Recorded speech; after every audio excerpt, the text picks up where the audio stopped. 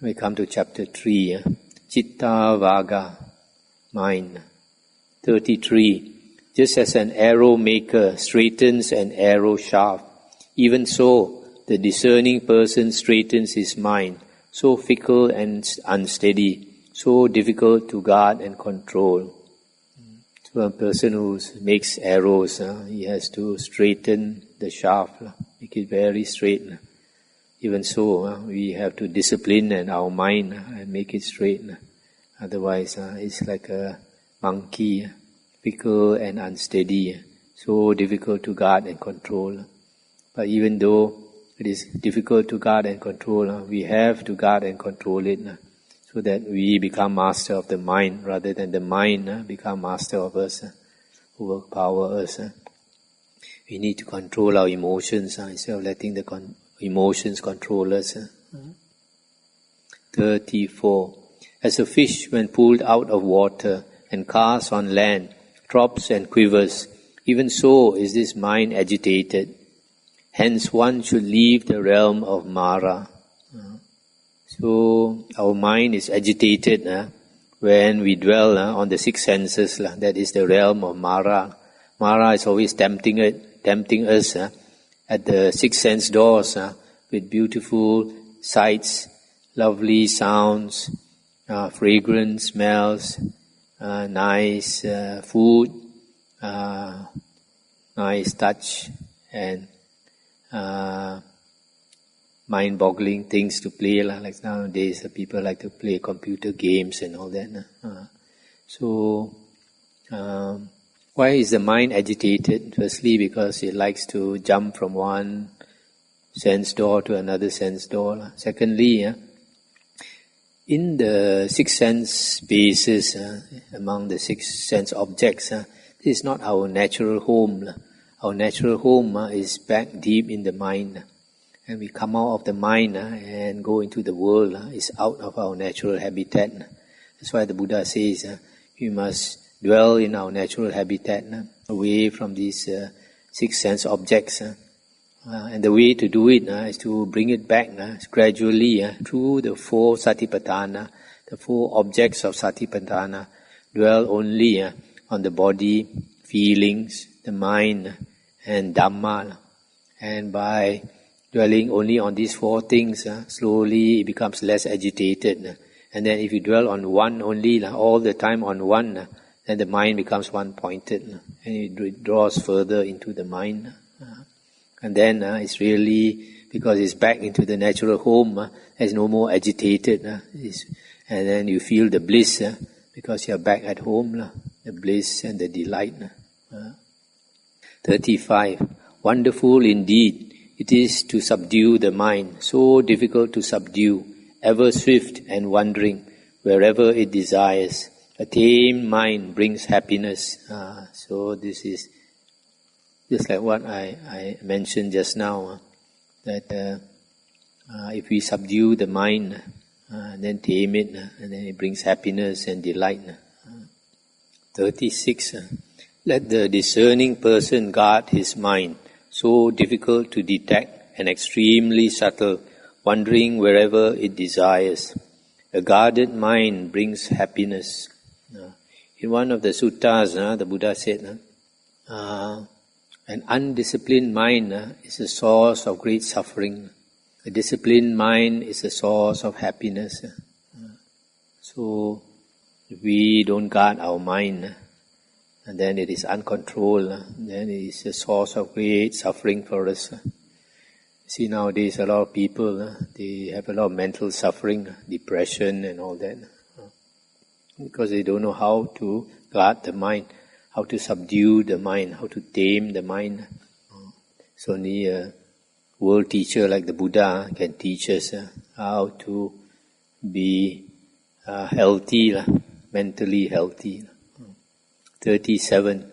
Dwelling in the cave without form, the mind wanders far and moves alone. Those who subdue this mind are liberated from the bonds of Mara. This dwelling in the cave probably is the cave of the body. This mind is without form.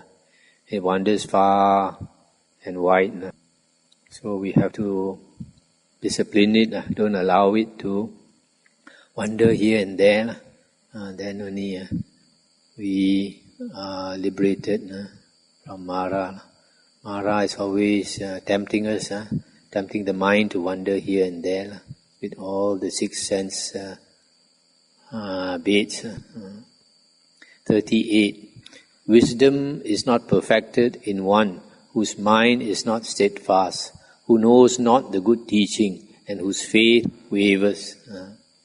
If the mind is not steady, and if you don't know the Dhamma, so you don't have faith, you cannot have wisdom. To have even a little bit of wisdom, the mind must be still.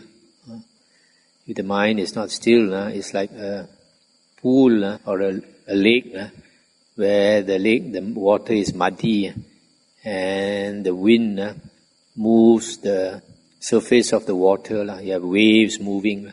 So if you look into the water, you cannot see the fish, you cannot see the plants in the weeds and all that, because the mind is disturbed by the water. So in the same way, we cannot understand ourselves if our mind is moved, if our mind is wavering all the time, wandering all the time. Only when the mind is still, then we can look inwards and understand ourselves and get wisdom. 39. There is no fear for an awakened one whose mind is not sodden or saturated by lust, nor afflicted by hate, and who has gone beyond both merit and demerit. The awakened one, like the Buddha, there's no more lust and no more hate. So I also gone beyond doing good and not doing good. How come gone beyond doing good and not doing good? Because he has no more of a self. Because a person without a self, enlightened being, whatever he does, he does not create karma, because he has no more that self behind the action, no more that force of the ego behind the action. So a person like the Buddha, whatever he does, whatever happens, he's unmoving. There's no ego to be moved. That's why sometimes in the suttas we find, especially like the Mahayana suttas, they always say the Buddha is das, ru putong, das unmoving. Number 40, realizing that this body is as fragile as a clay pot, and fortifying this mind with a well-fortified city, fight out Mara with the sword of wisdom, then guarding the conquest, remain unattached. Must realize that this body is fragile, that one day, in a very short time, you will pass away. And so we have to fortify the mind with... How to fortify the mind is to use all the things that all the weapons that Buddha gave us. What are these weapons? Like the 4 Satipatthana, the 4 Iddhipada, the 4 right efforts, the 5 faculties, the 5 powers, the 7 factors of enlightenment, Bojjhanga, 7 Bojjhanga, and then the Noble Eightfold Path. These are all our weapons to fortify our mind. When we practice, we strengthen our mind, fight with Mara, and then guarding the conquest, remain unattached. When we win any of the... as we progress, as we fight, and we win stage by stage, the first Aryan path, then the first Aryan fruition, the second Aryan path, second Aryan fruition. These are all the grounds that we gain. And then when we win, we should be unattached to whatever we gain. We understand no self. 41. Before long, alas, this body will lie upon the earth, cast away and lifeless, like a useless log. This one you must remember very well. As I mentioned to you just now, somebody that was coming here, suddenly he realize that he's got cancer. If we understand really that we're going to die very soon and we accept it, then when we get cancer, we are not alarmed. We know we are going to die, whether we get cancer or we don't get cancer, we're still going to die.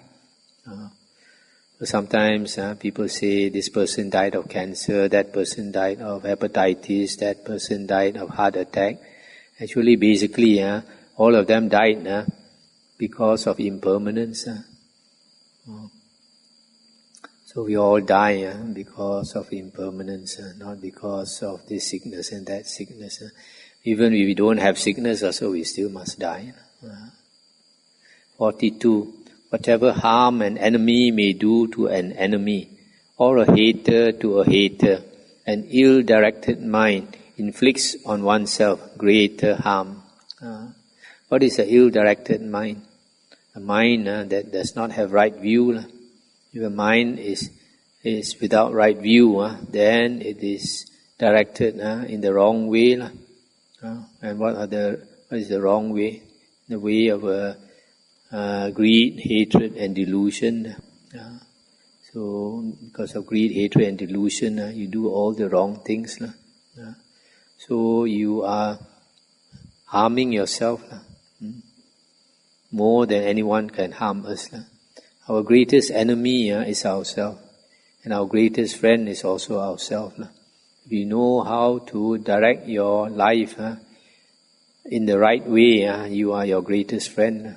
If you don't know and direct your mind, your life in the wrong way, you are your greatest enemy.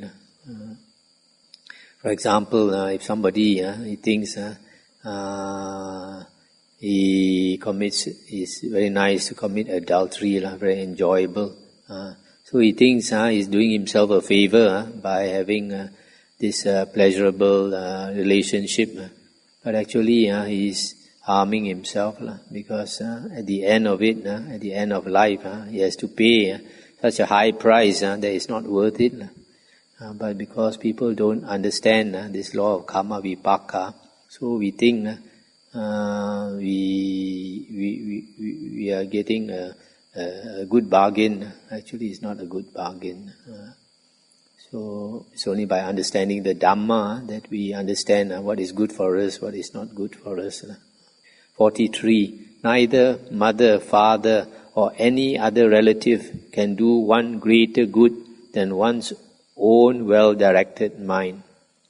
This one the same way. Even your parents cannot do more for you than yourself if you know how to direct your mind properly. The most our relatives can do for us is just to benefit us in a material way in this lifetime. But if we know how to benefit ourselves, we not only benefit ourselves in this lifetime, but many, many lifetimes to come. But sometimes our relatives, they want to do something for us that they think is beneficial. Actually, in the long run, it's not beneficial. It seems beneficial only. And then later, when at the end of life, then we realize actually it's not beneficial. Sometimes we do something, it seems not only unbeneficial, sometimes it seems cruel, but it may not be. For example, when the Buddha left his family to take up the life of a renunciant, his father was very hurt, his mother was very hurt, his wife. But after he became enlightened, he came back and helped them with the Dhamma so that they became Arya also. So sometimes, like in this case, you think he's cruel. A lot of people, worldly people think, how can the Buddha leave the family when the son is just born? And so they think the Buddha is not being human, not being humane. But actually, he in that way, he benefits the family more than staying at home. If he stayed at home, how much can he benefit? He can only make them happy, make them secure in the false security, thinking that they are rich, they have a good life, there's a good family and all that. But actually, when we enjoy life, we use up our blessings, and we have to pay for it, and we are short of blessings at the end of life. Then we go to a bad rebirth. Unless you know how to lead your life according to Dhamma, then you can enjoy and build up your blessings. But nothing, even you build up your blessings, as long as you have not become an Arya, you have not got out of this cycle of birth and death, then you are definite to fall into the ghost realm, the animal realm, and the hell realm again and again and again and again. So the biggest favor he has done them is to renounce the family life. When somebody renounces the family life, it hurts the family members very much. But in hurting the family members, they actually, you do them a favor, because then they understand impermanence faster than at their deathbed. If they were to understand impermanence on their deathbed, they cannot do anything about it. But if they see somebody in the family has renounced, and then it hurts them so much, then they realize life is so impermanent. Something like this also can happen. Then they start to let go. When they start to let go, then they, on their deathbed, they don't have to let go so much. They have already let go. There's something I saw with my mother also. When I renounced, it hurt her a lot. But after that, she let go. In the last few years of her life, there was not much to let go already. She had already let go. She was happy. So I'll end here. Anything to discuss? You can see from here these words of wisdom. Only somebody with great wisdom like the Buddha can speak words like this.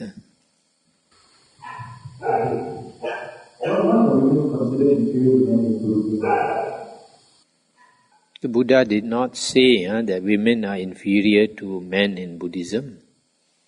What the Buddha said was, there are certain states a woman cannot achieve. For example, become a Buddha. Why can't a woman become a Buddha? You can understand when you read or you learn how the Buddha struggled to attain enlightenment.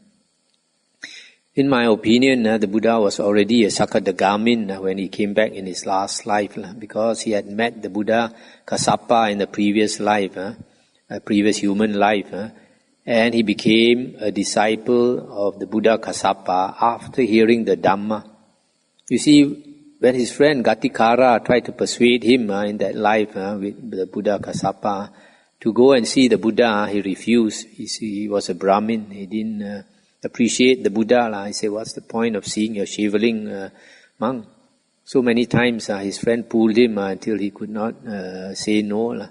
Then only he went, and he didn't pay respect to the Buddha Kassapa. And then after that, the Buddha Kassapa taught him the Dhamma, and immediately his view changed, so much so that he became a monk. That shows that he attained stream entry. And in that life as a monk under the Buddha Kassapa, he attained at least the first jhana. We know because after that lifetime, he went to Tusita heaven. And coming down from Tusita heaven as Siddhartha Gautama, as a small boy, he could attain the first jhana under the Jambu tree. That shows that he had probably attained it under the Buddha Kassapa. So if he had attained the first jhana under the Buddha Kassapa, he would have become a Sakadagamin. So a Sakadagamin, when he came back in his last life as Siddhartha Gautama, it was natural for him to renounce. So after he renounced, the suffering he went through was so much. The Buddha said, you cannot find another person on the spiritual path who suffered more than him. And he said, at the most, you can find only somebody who equal his suffering, never more than him, whether it's a past, present, or future. So that type of suffering For a person, when like a Sakadagamin, he comes back in his last life, there's no Dhamma. Because there's no Dhamma in the world, he has to struggle extremely hard. There's no proper teacher. So he struggled so hard until he nearly died. That type of suffering, a woman cannot. Because the woman has a nature to protect life. That's why it's the nature of a woman to look after babies, to bring up babies, because it's a nature to protect. So that's why it's very rare for a woman to find a woman who can come to that stage of willing to kill. The Buddha was willing to kill himself to attain enlightenment. He struggled until he was all bones. The eyes jutted in, the bones jutted out. And he had no stomach. When he touched his stomach, he could feel his spine. He had no backside. So he said, let the blood dry up. You continue his struggle. It doesn't matter. The blood dry up and the bones wither away. But he never slacken his energy. That type of effort a woman cannot attain. So that's why a woman cannot become a Buddha. But a woman can become a Arahant, same as man. So even men also, a lot of men cannot become a Buddha because it takes so much effort. So a woman can become a Arahant, which is equivalent. The enlightenment is the same. A woman cannot become a wheel-turning monarch. A wheel-turning monarch who rules the whole world. A woman cannot become Sakadeva Raja. So only these few things a woman cannot become. Cannot become a Brahma. Okay? Otherwise, a woman is not inferior to a man.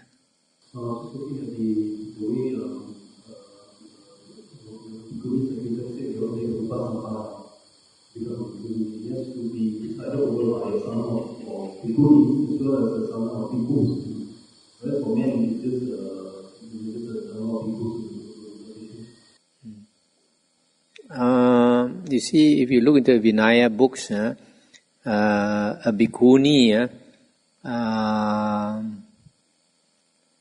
the Vinaya rules seem to be more rules for the nun, for the bhikkhuni than for the bhikkhu.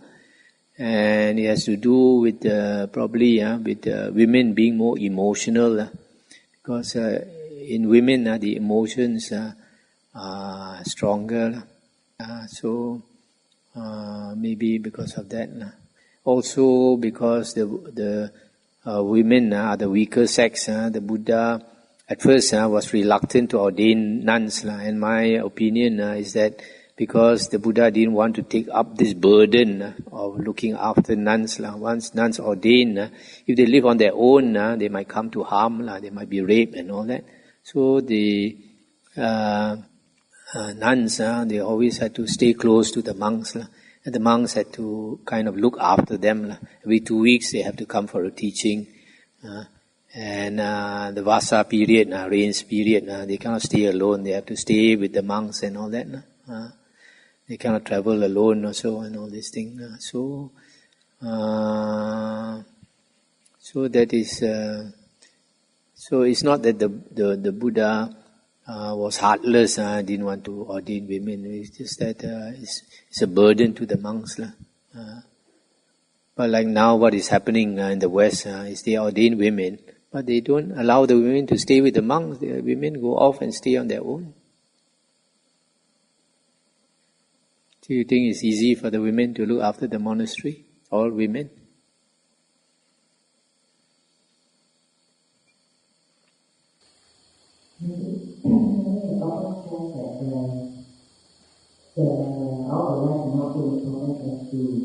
Doing what he says, because it's the first step of the noble path. And yet, view is something that is very, very difficult to pick up, especially if we are very opinionated. And because of our ego, we tend to cling on to our own worldview of things. And if we don't pick up our own views, it's very difficult to gain right view. Can I take this advice? How do we slowly pick up our own opinions and views and misconceptions? This kind of thing is very difficult because you can say a lot, but each person is different. So whether the Dhamma is very well explained by the Buddha already, and also the Vinaya, but a lot of people find it hard to follow because of their own personal opinions, because of their own personal pride and all these things. So it's not to me. There's not much point to talk a lot about it. Everything the Buddha has stated. So it's up to the person to practice according to what the Buddha says. As I mentioned a few times already, the Buddha said there are two foundations before a person can proceed to practice. One is moral conduct, the other one is right view. And I always say that right view is from listening to the Dhamma and understanding the Dhamma. And if a person becomes a monk long term, then he stays with the teacher long, then the teacher will have a responsibility to teach him, and then the teacher is only willing to teach him depending on the conduct of the monk. If the conduct of the monk is easy to teach, who wants to be disciplined, who wants to be taught, then the teacher will teach him. The teacher is not going to teach every pupil in the monastery. He will only teach those that are willing to learn. So it's silly to make an effort to teach everybody the same thing. It's not. It's pointless. Only those who are willing to learn, who come to ask and all that, will the teacher teach. So it's the same with the Buddha. The Buddha, you find, he had many disciples who were not willing to listen to even to a Sammasambuddha like the Buddha. So you can see from the suttas and the Vinaya books. So it's the Buddha said, I only teach tameable men. Even the Buddha cannot teach everybody, only tameable men. Those who are willing to be tamed by him. Very much a personal character, isn't it? Because, like, in the Dhammapada, you have a movie with a soft, hard, easy to hold, and live. So these are qualities that sometimes some people are born with, but some stand are very strong-minded. We can be very strong-minded, we can read the suttas again and again and again. We hold on and we hold our opinion. There is nothing to do against it. We don't change our character. Yeah. You see, if you read the story of Milarepa, the greatest Tibetan yogi who achieved such high level, when he came to his master, the master saw he had a lot of arrogance. So the master purposely made him carry a lot of wood up the high hill to build a hut for him. And then after he put so much effort, took maybe a few months to build the hut, then the master looked at it and said, "Oh, I don't like that place. You dismantle the whole hut and build it again somewhere else." And he had to dismantle the whole hut and build it again. And after he finished, after so much sweat, the master again said he didn't like the site and asked him to move again. So, how many pupils are willing to do that? So it's no point to even make the effort to teach a pupil if he's not the type. But even this Bodhidharma, when he went to China, he refused to accept any disciples. And then when one of the monks came to him to to plead to be his disciple. He said, I only accept disciples when the snow turns red. Then the disciple took the knife, chopped his hand until the blood flew all over the snow, and the snow turned red. Then only accepted him.